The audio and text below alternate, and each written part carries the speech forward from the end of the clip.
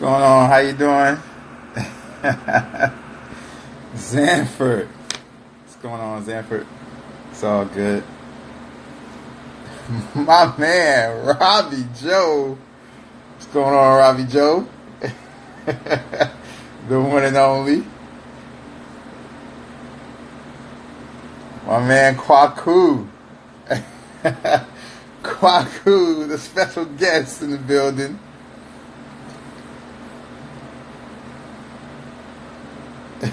Yo, Robbie Joe.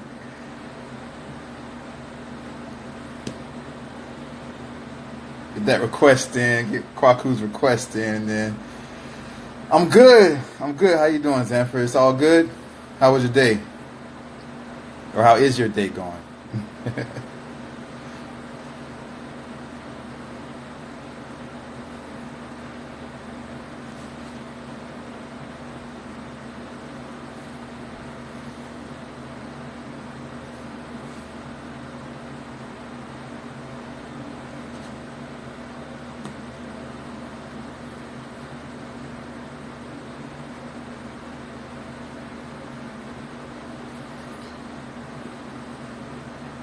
Good, good. Glad your day's going good.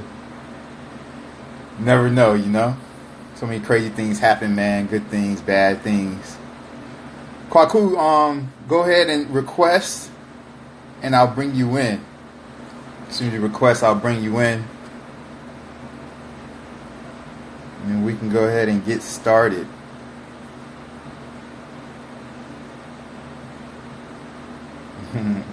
It's all good.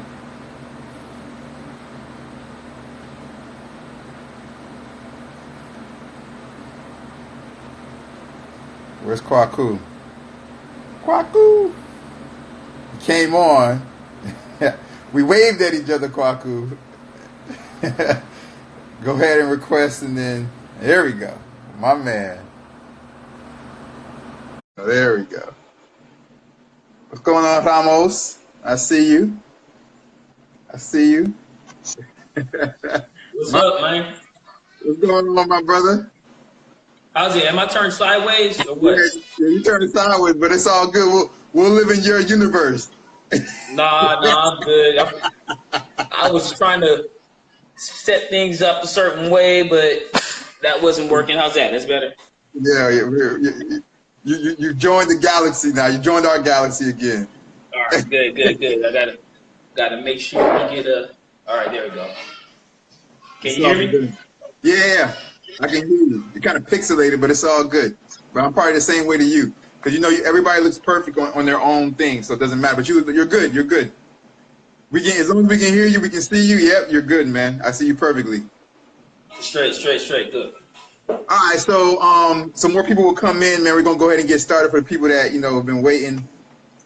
But so we're going to talk about divorce today. I was at first. I remember when we were first talking about this. Every time I try to bring on a guest, I try to ask the guests what they want to talk about.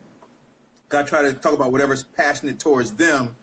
And you said, man, it's about divorce. And so we're going to talk about divorce today. Let me say, first of all, shout out to the record label Musical Lineage International. This is called Diversity Outspoken, is the name of that we're calling this show. What's going on, Max? I see you, Max, 8151.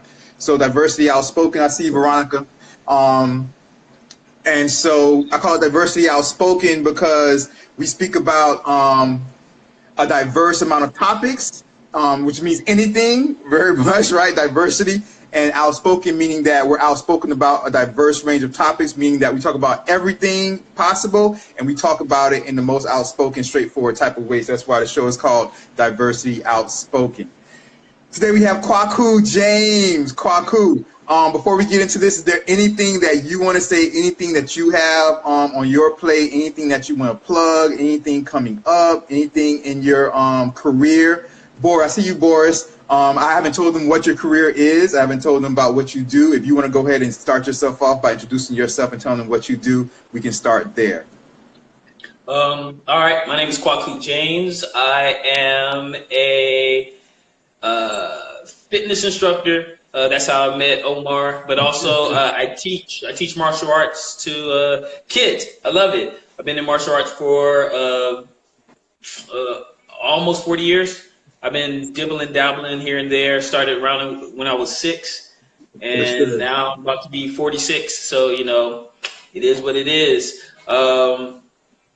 So yeah, that's pretty much it about me. I mean, I've been done a lot of things: corporate training. I've done the corporate world. I worked at Publix. Did my own personal training stuff. You know, jack of all trades, master of a whole bunch. What else? You know, just one thing I like doing is I just like being available for people. People, you know, I've always been that counselor. Just growing up, I've always been there. People are like, oh, you're so easy to talk to and stuff like that. And so, you know, I don't want to call myself a life coach because I don't like the title life coach. But you know, there's a certain wisdom that I have based on the experiences I have. And I'm not the wisest cat, but, you know, I like to share my experiences and hopes to help people find out who they are and help them walk along their journey. So, I mean, heck, that's about it. Oh, also, by the way, let me big up, not myself. I got some people who's supposed to be hooking up with me next week. Next week, I'm actually starting a backyard martial art group. Look at that. Yeah. So this, I won't say it's perfect timing, but if anybody's interested, they're here, whatever, or they see this, they can reach out and, you know, talk to me. Just, you know, just get together. Some friends of mine wanted to do more self-defense type things to add on to their boxing and to their wrestling. So I said, yeah, let's just start a group. That's fine. And so next week we start our group. If it grows, it grows. If it's not, if it's 1 or 2 people, it's 1 or 2 people. But, you know, it is what it is. So. That's what's up, man. That's what's up. If you guys ever go to Kwaku .James, Kwaku period James is his Instagram. You can see him, and he's training the kids in martial arts that he does, and man, he does a great job doing that. I want to say what's up to Ro Clicks Photo. I saw you guys. I saw Ro. I saw you join in. How you doing, sister? I see you, Miss Silky Smooth Johnson. And so, what's up, mama? And so, miss you in class. You gotta come back. It's all good. I see you, Val, the warrior, that checked in. And Zanford said, that's so cool what you're doing, man. And I agree with him, you know, that it's really cool what you're doing. So we're going to go ahead, man. We're getting right into, divorce. At first, I was thinking of when you first started talking about that we were going to do this. I said, I was uncertain if we should move it to full-blown relationships or not. But I said, you know, there's so many different avenues that even divorce by itself can go to. So it's good that we're just keeping it there. So we're talking about divorce. So divorce, the good, the bad, the ugly. And I see you fine, Edge Defense. The good, the bad, the ugly. So if you want to go ahead, you want me to start, or you want to dive into that divorce, the good, the bad, the ugly. I'm recently divorced. You've been divorced a little bit longer than I have. I don't know if you want to go and start with your story. You want me to start with mine, or go ahead and knock it off, my brother. Whatever you want to do. I can start on mine.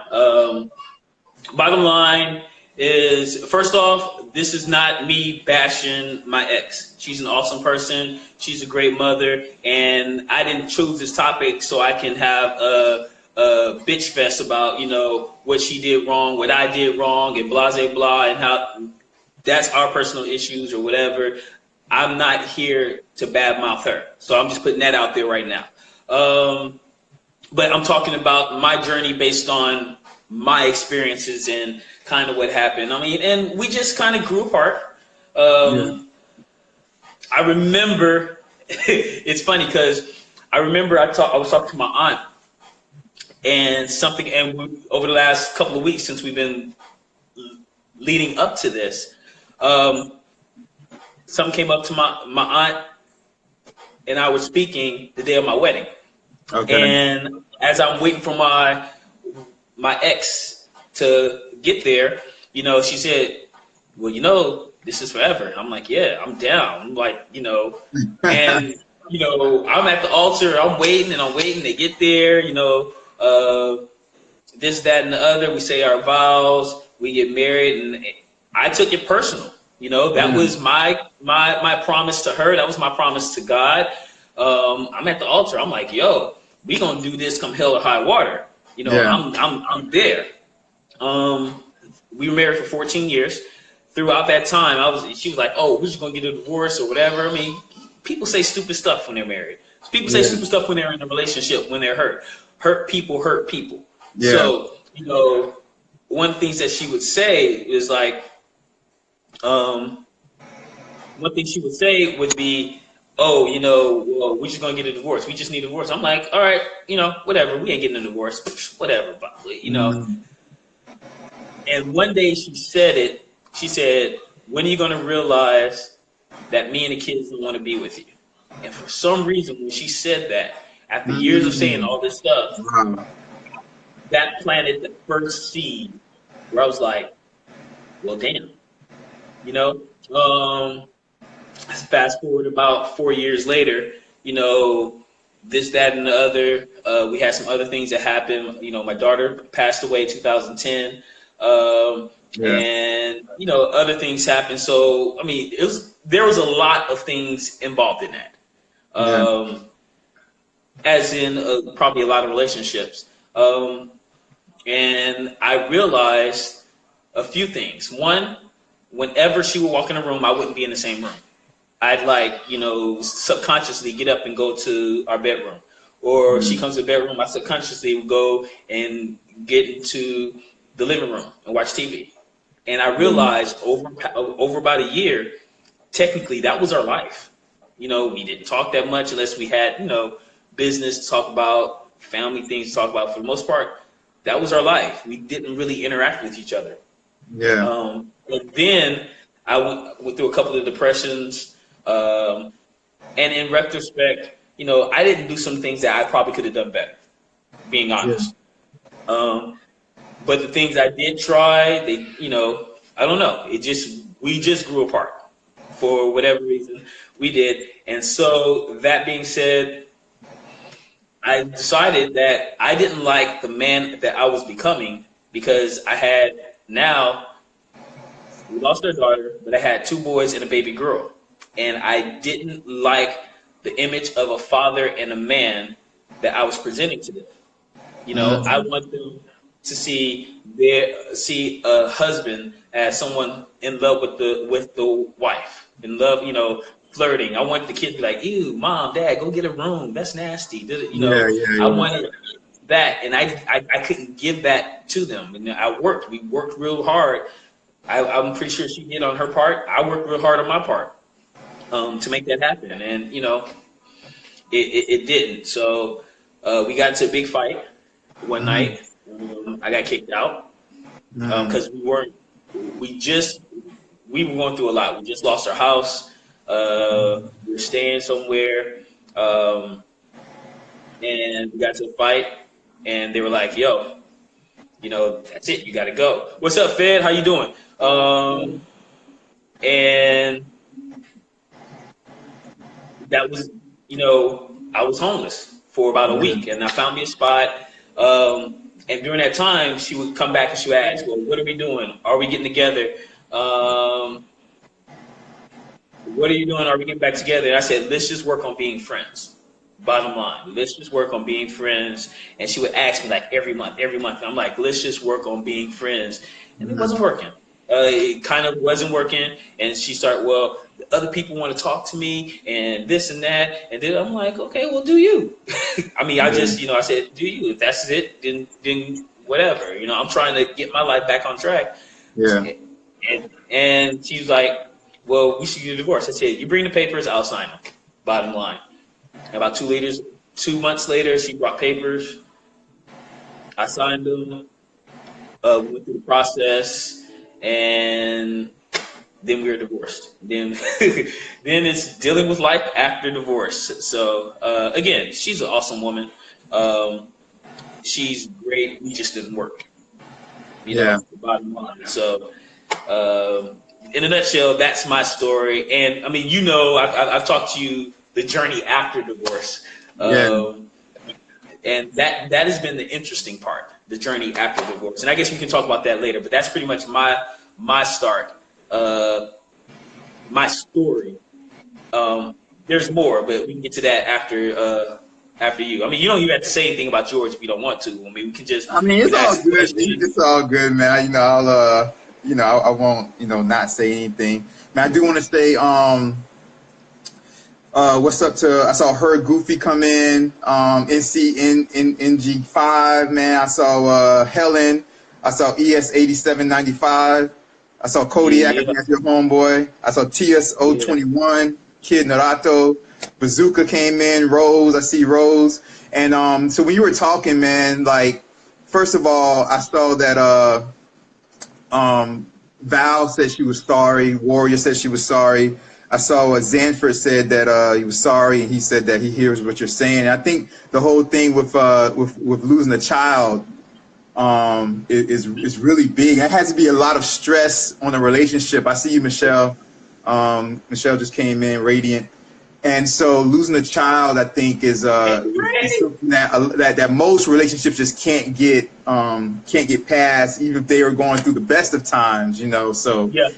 So that right there is something that is unexplainable. I think that a lot of people say that that who have lost children, that when they lose a parent that hurts, but like losing a child is just some type of like something you'll never be able to explain. That's something you can only experience and only understand how that affects you through that experience. So that for that right there, man, losing a child is and how old when she passed? Jen was 8.5. 8.5. So young too, man. So yeah, definitely. Yeah. That did that put like how were you guys when you guys came out of that situation? Not to say you ever come out of that situation, but did that put a type of stress or strain in a relationship that sped up towards divorce, or was divorce separate from the losing your daughter? The divorce was separate. In all honesty, a little history on the daughter. My daughter was born, and for those of you guys who are here who actually knew my daughter, Jen. Oh, my son's here. All right, no problem. I see you, Levi. Good looking out. Kid Naruto, that's my son. So yeah, she had special needs. She wasn't supposed to live past 48 hours, and I got 8.5 years of her.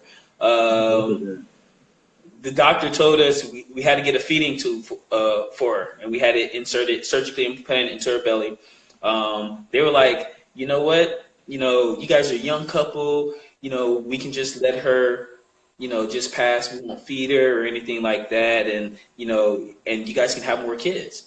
We were like, hell no! What are you talking about? There's a reason why our daughter is born this way, and I'm just gonna have faith that she's going to be she's going to be healed, or God's going to work. But yeah, you're not going to tell me, we're not going to let that go. And I understand from the doctor's standpoint. I understand they do whatever, and they're looking out for us. They're like, she's more likely going to need nursing for the rest of her life. She's not going to be whatever because she has severe brain damage. And we're like, it's okay. That's the challenge that we're going to take. And she has been she was a blessing for those 8.5 years. She touched so many people, and God has touched so many people through her life. Just with me going to the hospital and seeing somebody who was going through a certain situation. Every time she went to the hospital, my wife and I at the time, we always ministered to somebody. Yeah. So sometimes we were ministered to. For the most part, I mean, she, going to contractions and stuff like that. We're like, oh man, all right, we're going to the hospital. It was second nature. So we're like, all right, cool. Packing up, going to Miami Children's. We spending a month down there, a week down there, a day down there. It was life. So when she passed, it couldn't have been a better passing, because we're coming back from a conference. Everybody who cared about her was there. We're driving back from Orlando. Her nurse that has been with her for the last, at that time, 7 years, pretty much all her life. Her nurse was in the car because we took her with us. All the kids were in the car, and my ex was in the car. And we were about Fort Myers. We're about where Fort Myers is. and not Fort Myers, Port St. Lucie. Okay. And she was already sick. She got sick up in Orlando. Mostly she couldn't regulate her temperature a lot, so she overheated. She was real lethargic on the way back, and we stopped at the gas station. And my nurse was like, "Oh no, she's not breathing, Kwaku." And I'm like, "All right, where's the hospital?" I found the hospital, took her there, and we already had a do not resuscitate order because we didn't want her to go through all this pain and trauma of them trying to revive her and stuff like that. So I said, "Do your best." She has a do not resuscitate order, and we put it in God's hands, and she passed. But everybody was with her. The kids were like, we had to explain to the kids, and it was so funny. How did this turn into the kids and not divorce? Anyway. Yeah. So the kids were like, we had to explain it to them, and the kids were young, and they were like, "Where's Jen?" I said, "Well, Jen's in heaven with God." They were like, "Ooh, I want to go to heaven. I want to go see God. I want to see Jen." And we're like, "Not yet." Yeah. It's okay. Yeah. But yeah, so that situation actually brought us close together as a family. Okay. So I mean, I can understand the stress there was a stress that and a weight that was lifted because we didn't have to deal with that aspect of our life any longer. Okay. Being honest, but that moment kind of brought us close together as a family. But also, even though it brought us closer together as a family, the aftermath of dealing with that, and the aftermath of now living a new life. Her room, we didn't even change her room. We had all her medical stuff in there until the day we lost the house. So that was probably about 2 years later. Never touched her room.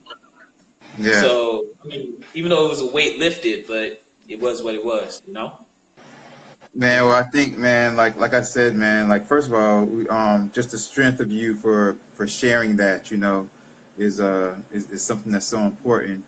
But and all of us, man, like we really, and I wouldn't hope that on anybody, man. So for you to come out of that, and for you, your family, your son, and everybody to be so strong, man, means so much, Oh man, that's heavy, man. That's really heavy.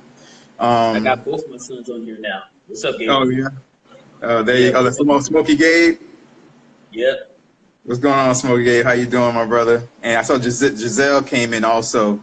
My adopted daughter. It's all good. Family representing up in here. Family representing. There you go. There you go. There you go. Support, man. Support of family is always a good thing, Yep.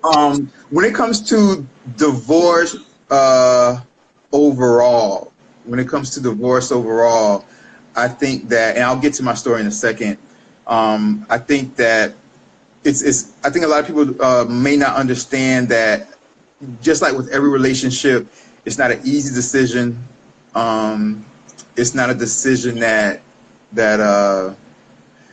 is quick, but I think that a lot of times where a divorce happens or doesn't happen falls into your own personal wants, needs, what you're getting out of the relationship, what you're not getting out of the relationship, and where you put those standards, I think a lot of times contributes to when you get a divorce, how soon you get a divorce, and if you decide to stay together, because I think everybody individually has their own personal limits of what they expect out of a relationship, and what they what they will take or not take, or tolerate or not tolerate. And a lot of that comes from your childhood too, what you see from like the people you grew up around, your parents and things like that. If you grew up around a lot of friends, or in households where the parents were divorced, or their parents were divorced, and it was kind of normal, and you kind of saw how everybody was still able to function and things like that, I think that that it might make it easier than where sometimes when you come from the type of families to where everybody just sticks it out, and everybody's been together forever, stuff like that. You might kind of stay in it, maybe even when you didn't necessarily have to, or maybe you should have left a while ago, because your family, your aunts, your mom, your dad, your uncles, and everybody, if they've all stayed together, they're gonna look at you like, man, like, you know, like marriage is the type of thing you work out. You know what I'm saying? So I think, Right. so divorce is a really weird thing, man, because it's not like a one all. You know, it's all over the place, and it's kind of like it's a personal journey for everybody involved. You know what I'm saying? So, Well, I would say this. Like I said, one of my main and like you said, everybody has their reasons, and one of my main reasons, I remember one of my counselors, because we had a few counselors. We had a couple counseling, and one of my counselors said, when you can look your kids in the eye and tell them that you did I think I told you this before, that you did everything that you could, he said, then that's when you can consider divorce. And, you know, he said, I'm not condoning it. You have to make your own decisions. But if you're going to make your decision, you have to make sure that you did everything that you possibly could to make that situation work. And like I said, I said earlier, you know, I want to mimic what I want my kids. I want the success in marriage that I want to see my kids. You know, sure. You know, the thing, the whatever wasn't there, you know, and I don't want my kids to get married and be broken. You know what I'm saying? I don't want them to, well, you know, dad did that. Just think about it. Me growing up, I know friends whose parents and whose grandparents stayed together, but they were sleeping in different rooms. Yeah. I think a lot of us know that. Yeah, we always had grandparents. You know, they were sleeping in different rooms. Yeah. You know, they had parents, but dad was out doing whatever, or mom was out doing whatever. Yeah. You know, those who had so, you know, to stay, and people are like, oh, stay together for the kids. You know, I love my kids, but I'm not going to torture them, and I'm not going to show a bad example for them on what marriage and love should be by staying in a marriage that wasn't working, even though I was giving my all, even though their mom was giving her all, and it wasn't. I'm to try to keep fixing something that's broke, that can't be fixed. You know, it's silly.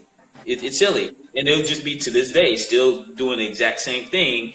And I'm not saying we wouldn't have good times. I'm not saying that, you know, we wouldn't have great times. We probably would have as family and stuff like that. Yeah, but still, overall, it wasn't there. You know, so it's all good. Robbie Joe says, "Man, facts." He said, "You're speaking nothing but facts, man." And I saw that Myrna Elizabeth came in and breaking chains fit challenge. Hi to both of you guys. You saying it's funny because when you said that you know, a lot of people grew up and saw like the grandparents and stuff, and they were still together, but they were sleeping in like different rooms and stuff like that. I think a lot of us can relate to that. Also, it's been to where you would have it to where you would have the patriarch, the father or grandfather of the family, and he might have like another family on the other side of town, or like a whole other family, like that. And the grandmother knew about it. The grandmother would know about the whole other family he had on the other side of town, you know. And sometimes they didn't know about it, you know what I'm saying? But a lot of crazy things like that would have occurred before, man. So you definitely, you know, you definitely are a product of what you see and what you will tolerate and things like that, you know. Real quickly, I'll go through my story very, very quickly. Man, I try to kind of get it out of my mind, you know what I'm saying? I'm sorry, you know. It's all good, my brother. It's all good. It is what it is, you know. But so mine, man, I can't speak as pleasantly about my ex as you can, you know what I'm saying? We don't get along like that. But man, it was man, I'll never forget it, boy. Sunday night, November 5th, 2017. And so what happened is going through her phone, first time ever, You know, we had been here for 20 years, and never no problems, never no arguments, nothing. We were best friends for all those 20 years. Nothing ever, no problems ever, nothing like that. And you know, it was infidelity, but it was also greed, man. You know what I'm saying?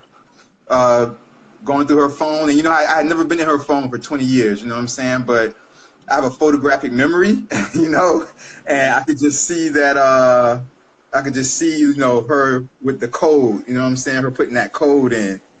And never looked at when she put the code in, but, you know, just over all those years, just seeing her put it in, seeing her put it in. So, first of all, you know, the stomach never lies. You know what I'm saying? Right. So, so when you feel, you know, the stomach never ever lies, man. So when you feel like something's not right, something's not right. You know what I mean?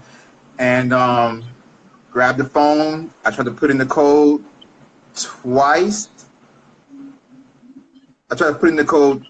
Yeah, twice, no, 3 times, and the 4th time it opened up. That's what it was. Tried to put in the code 3 times, the 4th time it opened up. And I just saw, you know, all I needed to see, man. You know what I'm saying? Woke her up, or got her attention, and was like, you know, like, what's this type of thing? She grabbed her phone, and that was it. I saw she grabbed her phone, and I saw a person I had never seen in 20 years. You know what I'm saying? She was my best friend for 20 years. Grabbed the phone and, you know, what the fuck are you doing in my phone, motherfucker? Da, da, da, da, da, da. Then she looked at me right in my face. She said, I'm going to destroy your fucking life. I'm going to destroy your fucking career. Like that. And I was just like, man, I was like, you're crazy, man. Walked outside and walked down the street. And when I was walking maybe like, you know, 4 or 5 houses down the street to the end of the block. And when I was walking back up the street, I saw her SUV in the driveway with the back of the SUV open, and she was throwing, like, I was outside maybe like 15 minutes. I walked outside and I got on my phone. I think I was looking at like MSNBC or CNN.com, just like looking over like some news and stuff like that, political news. And I was like, after like 15 minutes, I was like, man, go back in here. You know what I'm saying? Maybe like she's calmed down. Cause she had, when she had looked at me and was like, what the fuck? I'm destroying your fucking life. I'm destroying your fucking career. Like she had made a face I had never seen in my entire life. You know what I'm saying? So when I walked outside, after like 15 minutes, I was like, let me go back in here because, and ask her like, what the hell is wrong with her? Cause I never seen somebody like that, like her like that ever. Mm-hmm. And I was walking back up the street toward my house. She had the back of her SUV open, and she was throwing like 2 suitcases in the back. And I heard my kids, my son, Nistal, and my daughter, Amatista. I heard my son and my daughter screaming, "What's going on? What's going on?" Because she had woke them up. This is like 11:40 p.m. when I first like woke her up about her phone. It was 11:40 p.m. on that Sunday night, November 5th, 2017. And so I had put my kids to sleep at like 9:30, so they had been to sleep. You know what I'm saying? So she had woke them up, I guess, out of their bed and to put them in her SUV, her Escalade, her SUV. And so they were like, "What's going on?" I heard them, "What's going on?" So I'm walking towards my house when I hear them, "What's going on?" And I kind of look and I see her like throwing like a suitcase in the back. I was like, what the hell? So I kind of started jogging, you know what I'm saying? So when I started jogging, I get to the back of the SUV. She sees me kind of like walking fast, jogging up towards the SUV. She hits a little thing in the back to make the back thing, the back door go down, you know, that big back door go down. She jumps in the driver's seat. I get behind the SUV. You know, I put my hands up in the air. You put your hands in the air. I put my hands in the air and I'm looking at her like from the back of the SUV, my hands in the air. You know, it's a huge window. It's the back of an Escalade. You know what I'm saying? It's a huge window. And I look at her and I'm like, I say to her, I say, what the fuck are you doing? You know what I'm saying? And I can see through the back of the SUV, she's looking in the rear view mirror. And so she's looking back at me. And you know, when somebody's when they're driving, they're gonna back out and they put you know, their right hand on the steering wheel, but their left hand goes behind the passenger seat. When they're going to do like this and look back to back out, she does that. She looks me right in my eyes and hits the gas and tries to run me over. And I jumped out of the way to my right, you know, this way to my right, and she ran over my left my left foot, my left ankle, with a foot in the and my ankle, with a foot in the leg, kind of hit. And she ran over that with the wheel, and she backed out and she left. And yeah, man, that's basically the last time that that was it. That was the last time that I had seen my kids, and the last time that I had more or less seen her. After that, she pulled away. I got on the phone. I still got text messages like right now to this day. You know what I'm saying? I got on the phone. I was like, bring my kids back. Da, da, da, da, like bring my kids back. This, and that. So she left. It was around 12:05, right after midnight. So now we're at Monday, November 6th, 2017, around 12:05 in the morning. I texted between 12:05 and 2:30 a.m. I texted her about 42 times, and I called her about 24 times and left voicemails. And then she didn't respond to any texts, didn't respond to any calls. The last text I sent was, look, I don't want to call the police, but I'm going to have to call the police. You know, I don't want to do this to you, but I'm going to have to call the police, da, da, da, da. And so, you know, my wife, man, she's from Chile. You know, she's Hispanic and Jewish. And so she wasn't a citizen, you know, at that point. She wasn't a citizen. And so I called, so I said, look, you're not responding, I'm going to call the police. So I called the non-emergency number. I didn't call 911, I called the non-emergency number. I told them what happened. I told them they could send, you know, police to my house. So 2 cops came out. And what happened was when they came out, I told them the same story I just told you guys, I just told you. And they were like, okay. They were like, well, you know, but they say, they were like, well, you know, they say, well, you know, is she, you know, your wife, she's not a citizen, because the police know me, you know what I'm saying? I'm known in the community or whatever. So they were like, you know, the police were like, you know, you're not a citizen, your wife's not a citizen. I was like, no, she's not. They were like, well, you know, especially like now under like, you know, with Trump as president, you know what I'm saying? They were like, you know, she could be deported if you want to do this. They were like, look, you guys have been together, you know, for like 20 years, you know what I'm saying? Everything like that. They were like, what, like you don't know, what if she shows up 3 hours from now and she's apologetic and things like that, you know, maybe you guys could work it out or things like that. They were like, look, usually when we come out, we have to put a police report in like right away, you know, because we put it on our computer, in our system, you know. They said, but what we'll do is, because this was, you know, so this is 2:30 in the morning when they came out, right? So they said, what we'll do is we'll hold off, and here, you call us around 9 in the morning, and if she's come back and you don't want to press the charges, then don't, you know, because we don't want her to get deported or anything like that, you know, because she was like, you know, using her car as a deadly weapon, and it could be possibly kidnapping, you know what I'm saying, or whatever. So she could be deported if she's charged with like these crimes. They were like, you know, we'll call us up at 9 o'clock. If she's come back and everything's good, then we'll just let me know. And he gave me my car, gave me his card. Just let me know, and everything will be good.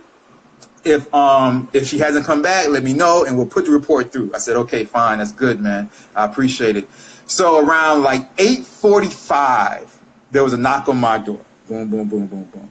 So I look at the time. I'm like, oh, it's almost 9 o'clock. I was like, well, and I looked out the window, you know, and I looked downstairs. I'm like, that's the police. I was like, okay, well, it's almost 9 o'clock. Maybe they came, you know what I'm saying, and said they saw her, they spoke to her, or, you know, whatever. Maybe they're just checking back in, you know, because it's almost time for me to check in with them.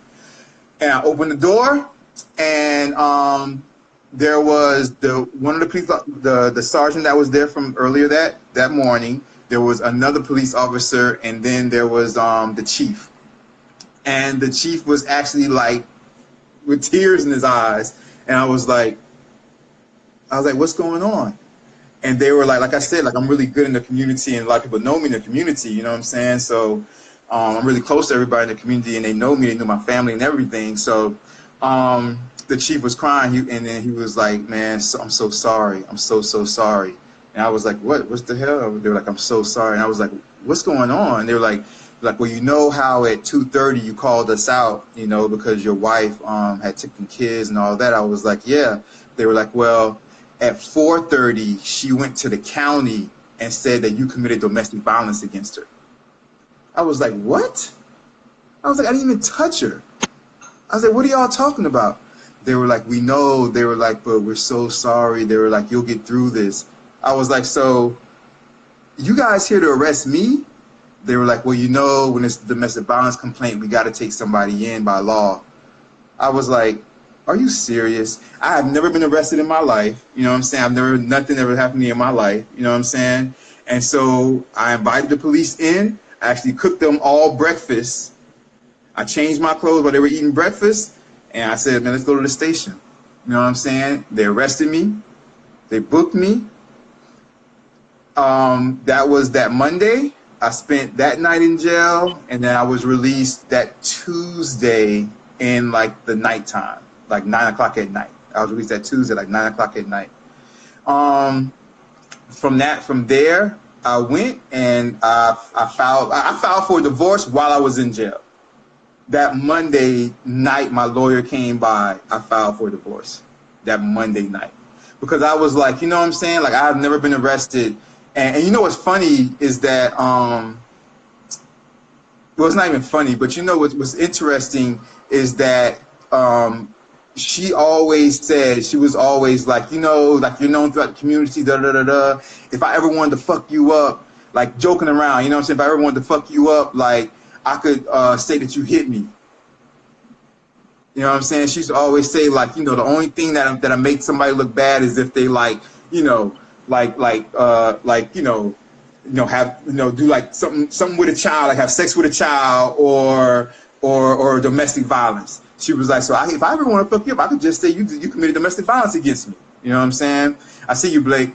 So so that's what she did. So I got out of jail. When I got out of jail, I walked to my house. She had changed all the locks in the doors. I went to go get money out of the bank. She had emptied out all the bank accounts. We have multiple properties. She had got injunctions and stay-away orders on all the properties within like a day. She emptied all the bank account. We have a significant amount of money in our bank account. She emptied out all the bank accounts. We have a significant amount of properties that we own together, condos and houses and all type of stuff. She got injunctions and stay-away orders on all those properties. So fast forward, man, like that was 2017, November, you know what I'm saying? Now in 2019, man, I've been acquitted of all the charges. I've been found not guilty on all the charges. And man, even between then, that 2017 November and now, she was putting so many charges on me. She was adding more charges. She would just add charges and be like, because, and this is what I kind of learned. I kind of learned that when you're dealing with like whoever strikes first gets a huge hand up when it's like a nasty divorce like mine. Because what happened is that when she got me arrested the first time, and then from that point on, she would just accuse me of doing things to try to get me rearrested over and over and over again, and just add on the charges over and over and over again, just add up the charges, because it was just stuff like I would get arrested and they'd be like, oh, well, she said that you were in the grocery store parking lot at the same time she was, so you must have been stalking her. And I'd be like, what the hell is she talking about? Then we go to court. They pull the cameras from the grocery store. Like, I'm talking about Publix, right? Like, you know, we're from Miami or whatever. So I'm talking about Publix. You know, there might be people on here that they don't have a Publix, you know, where they're at, but Publix grocery store. And she was like, you know, he was at Publix grocery store at the same time I was, so he was stalking me. So that's aggravated stalking. He's in violation of the stay-away order or restraining order, whatever it is. So I want him rearrested. So we go in and we have the case, and I'd be like, what are they talking about? They pull the cameras from Publix. I was at Publix a full half an hour, 45 minutes before she even got there. So she was following me, but she would say that I was following her. Now, the thing that people need to understand is that the reason why that's important is because once you accuse somebody of something the first time, every other accusation is automatically picked up by the state attorney's office, because the state attorney's office is who does the prosecution. So it's not her lawyer that is doing the prosecution. So it's no sweat off of her back to accuse me. She accused me up to 21 different charges. What? Over a year and a half. She just kept coming up with just random charges she would accuse me of. Because it's no sweat off her back, because every accusation runs through the state attorney's office. So it's no money that she has to put out, but it's cost me money because I got to defend every charge with a defense attorney. So for her, best case scenario is, oh, well, if he gets off, I still inconvenienced him, and he still has to spend money for a defense attorney. So she still wins. Even though now I'm cleared of all the cases. I've beaten all the cases. I've been found not guilty on all the cases. But you know my lawyer bills on that? When she didn't have to spend 1 cent for a lawyer bill? It's crazy. Crazy. But man, me and her, we have, it's nasty. It's not like yours, you know what I'm saying? We have, you know, I see you, Blake. I appreciate it. It's all good. It's all good. She's from Australia. But, you know, we have injunctions, lifetime injunctions against each other. So we'll never be able to talk to each other ever again face to face or come within 500 feet of one another. We're going through a nasty custody battle right now for the kids. We have a lot of properties. So we're going through a nasty property battle right now for all the properties that we own, just overseas and in the United States. We have a lot of money involved in this divorce, so we have nasty financial battle going on. And you know how they say like divorces that are nasty and that deal with a lot of income, you know what I'm saying? Like a lot of money going around, they can take a long time. This divorce is probably going to take, you know, years and years and years, because this is the thing.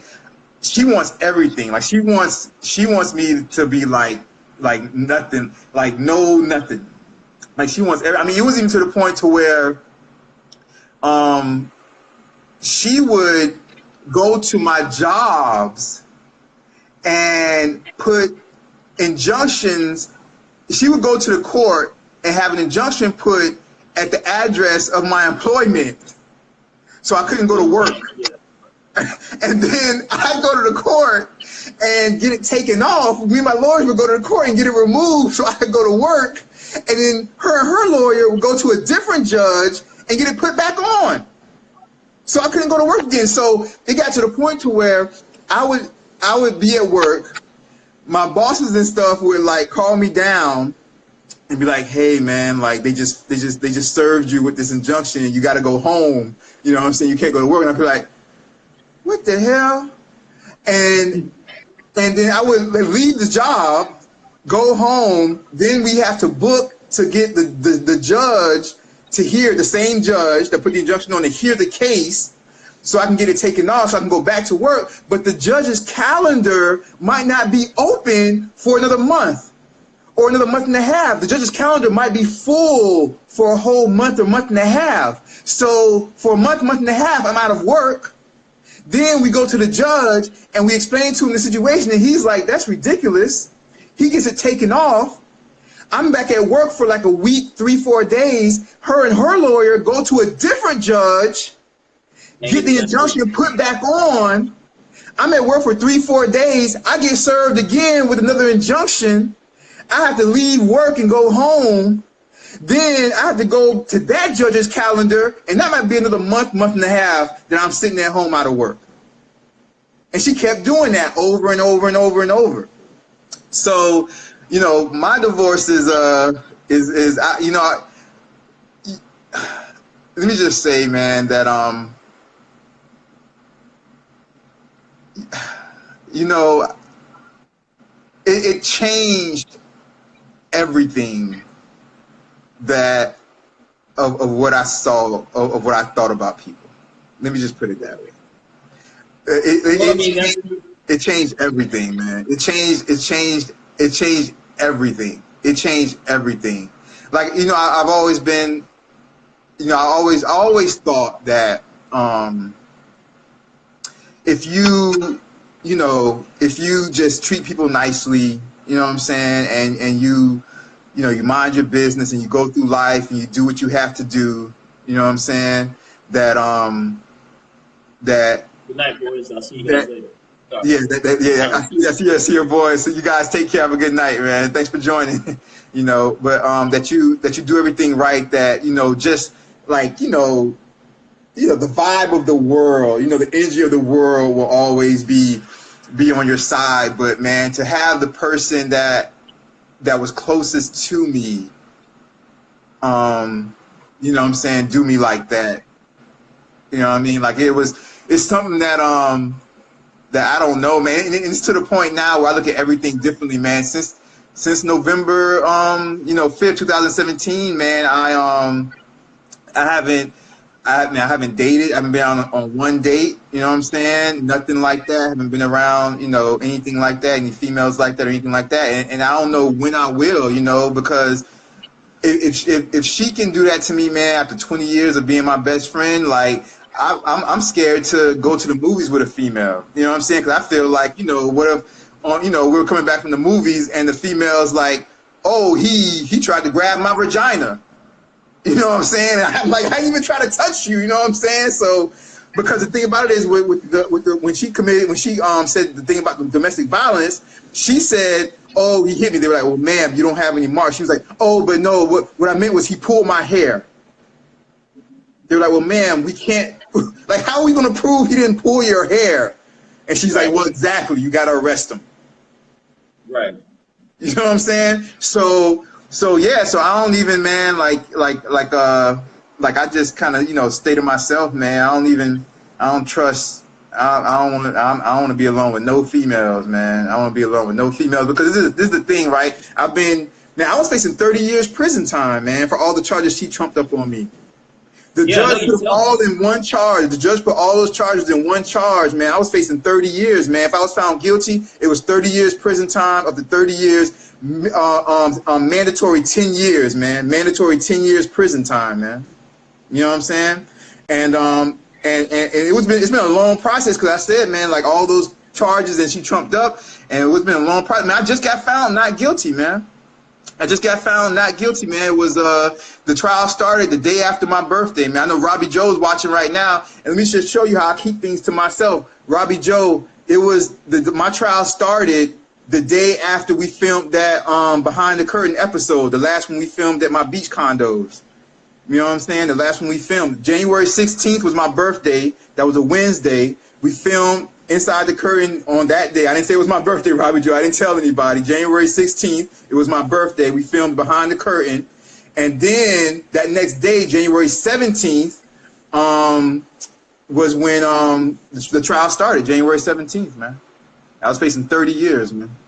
30 years. I would have been found guilty. When I got found guilty, the jury was gone for 15 minutes, man. That's how crazy the evidence was that I was innocent, man. 15 minutes, man. The jury left for 15 minutes, came back, not guilty across the board, all 21 charges, not guilty across the board. You know what I'm saying?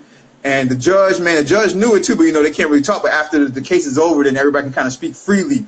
When the case was over, man, the judge was like, man, you know what?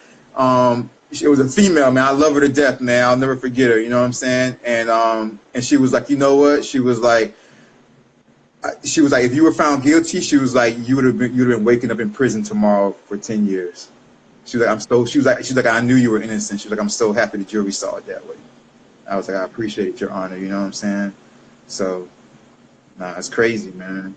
It's just crazy. And that's what like I said, one of the reasons, because we could talk about anything, you know, but I think recently, over the last year and a half almost, you know, the thing that's been heart to heart with us has been the divorce. Yeah. You know, I remember you asking me, you know, well, how about this, and what did you do, and how did you? And I mean, it was all fresh to you, and you know, I can see, even though you didn't show it, I can see the frustration. I can see the anger. I can see I can see it. I can I only was going through imagine. so much pain, man.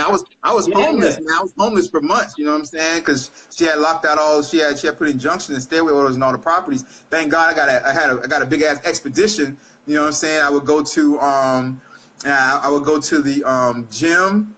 You know what I'm saying? And that's where I would shower. And every morning I would shower and brush my teeth and wash my face. You know what I'm saying? I would go to the gym and do that. And then I'd go on with my day. And then before the gym closed at nighttime, I'd go and shower and brush my teeth and wash my face. And then I'd go park in the parking lot of like a CVS or Walgreens or Walmart, because I knew it was 24 hours and police wouldn't bother me if my car was there, because it could have been an employee's car. It could have been a worker's car. And I parked my car there.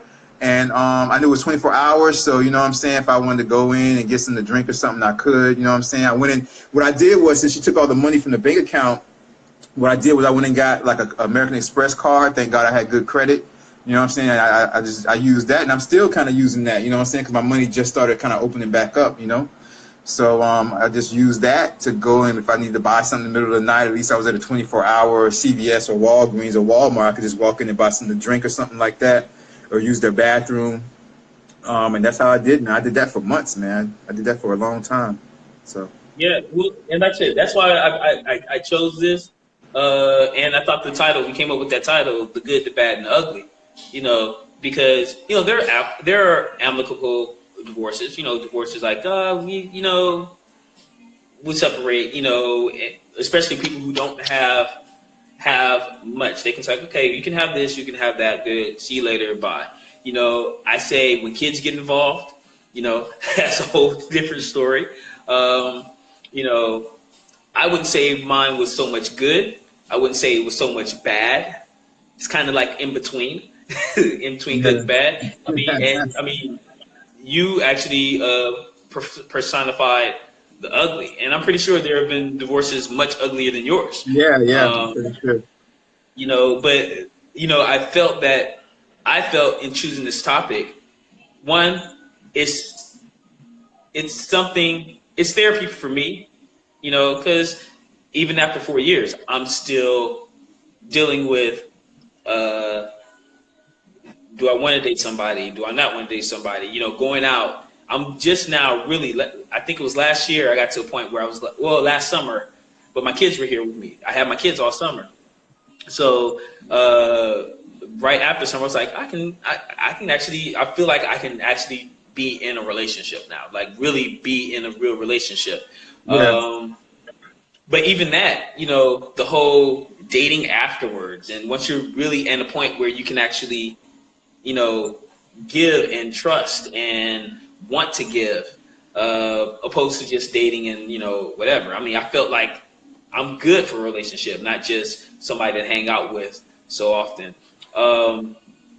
You know, it takes time, you know, you know, getting back in the game, you know, with all this new technology, you know, how do you start dating again?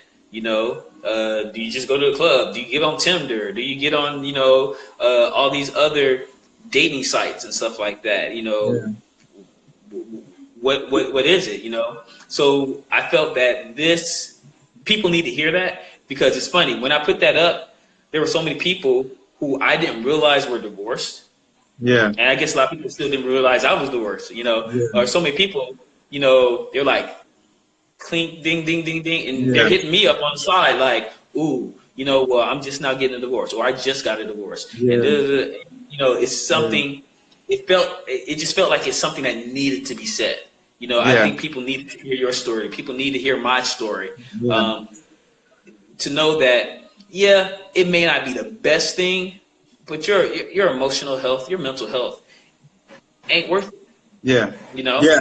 The best That's very important. Mental health and emotion, especially mental health, that's very, very important, man. So look, man, Instagram's about to shut us down in a few seconds, man. So they're like 18 seconds remaining, man. I just want to say thank you to everybody, man. ODogg, Anti-Imperial, ThaChill. That's Kwaku.James, you know what I'm saying? At Anti_Imperial, man. You guys take care. Everybody, part two.